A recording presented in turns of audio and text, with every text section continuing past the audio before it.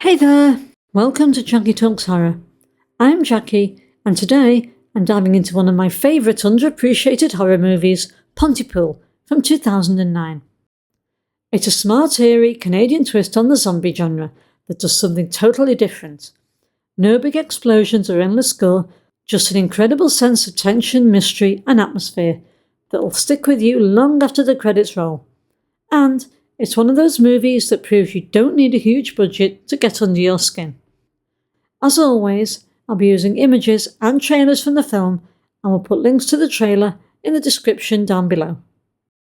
So as ever, let's start with a quick look at the characters first.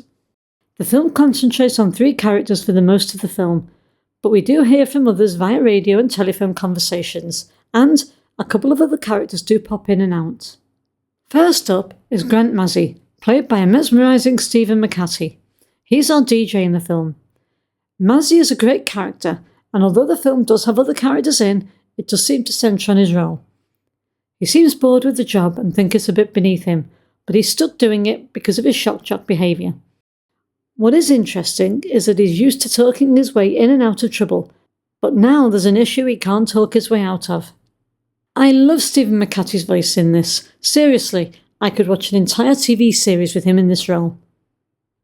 Next up is Sydney Breyer, played by Lisa Houle. Sydney is a producer at the station. She seems to have been there a while, unlike the other two, and seems to understand the townspeople and the rest of the people employed by the station for various things. She acts frustrated with Mazzy, whilst actually seeming to like his style. Now Lisa Houle is married to Stephen McHattie in real life, which explains the excellent chemistry between the two on screen. The third key character here is Laurel Ann Drummond, played by Georgina Reilly. Laurel Ann is a former soldier and seems to be a very direct and capable sound engineer at the station. The banter between the 3 main characters is sharp, witty and laced with dark humour. You get the sense that even though Mazzy doesn't want to be there, the other two are really glad that he is. The acting is absolutely phenomenal in this. Houle and McHattie keep your attention throughout. Okay, so on to how the film handles its plot and pacing. The IMDb plot synopsis reads, a radio host interprets the possible outbreak of a deadly virus, which infects a small Ontario town he's stationed in. The movie starts off introducing us to our leads one at a time, and showing us what their relationship is to each other and how they interact together. We also get a brief look at the style that got Mazzy into trouble in the first place, that meant he's stuck at the radio station. It starts off slow, which is good, as it allows you to get to know our main characters, so when things start to go wrong, you actually care what happens to them. One slightly odd thing leads to another even stranger thing, and the radio crew end up under lockdown, not knowing what's going on outside other than some intermittent communication from the eye-in-the-sky reporter Ken. The second half is when the film shows it's got more going for it than a mindless zombie movie. So next, let's have a look at some direction and production notes. Pontypool is directed by Bruce McDonald with a screenplay written by Tony Burgess, who also wrote the novel Pontypool Changes Everything, which the film is based on, and the radio play of the same name. And both the radio play and the film were inspired by Orson Welles' War of the Worlds. I haven't heard the radio play, but I can definitely see the influence in the film. In fact, the radio play aired live on CBC around the same time as the film premiered, designed to sound like a real broadcast happening as the events unfolded. I think major credit for the success of the film should go to Claude Foisy, who worked with the sound design to make the score very distinctive, and that adds massively to the atmospheric tension that makes the film work as well as it does.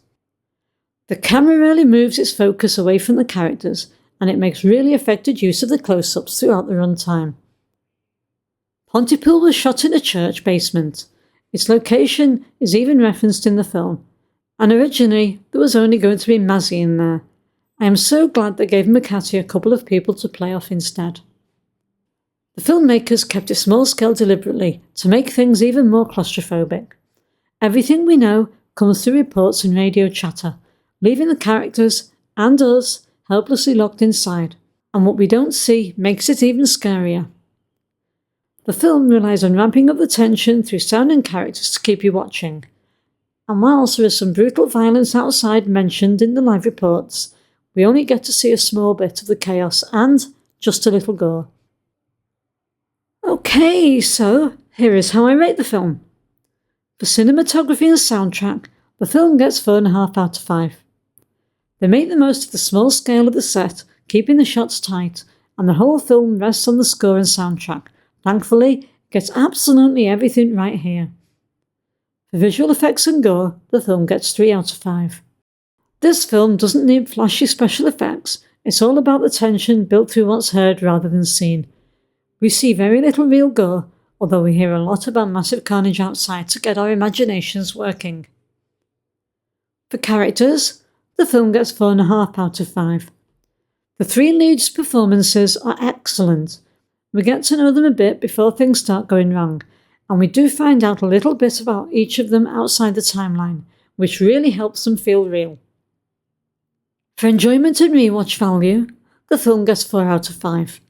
The characters are a really likeable crew and easy to root for, and it holds up on rewatch, as I know I notice more each time I watch it. For a personal score, this is a 4 out of 5-star film. This film does not get enough love. It's a true gem of a movie. It's definitely low budget, but it is gripping from start to finish, and it always pulls me back in. So that's all for this video. I think this is a really solid film, and I think it's great entry-level horror, as it's more tension-based than shock or gore. Fans of performance-led cinema and actor showcases, and fans of single-location films should definitely not sleep on this one. Have you seen Pontypool? What did you think of it? Well, I for one would love to see the follow-up, which has reportedly been in development for the last 13 years. Would you? Thanks so much for watching. Do leave your comments down below, but remember to be respectful, and remember this is only my opinion of the film. It'd be a boring old world if we all like the same things. Don't forget to hit like and subscribe, and click that bell so you don't miss what's coming next on this channel. This is Jackie signing off. Take care, and see you next time.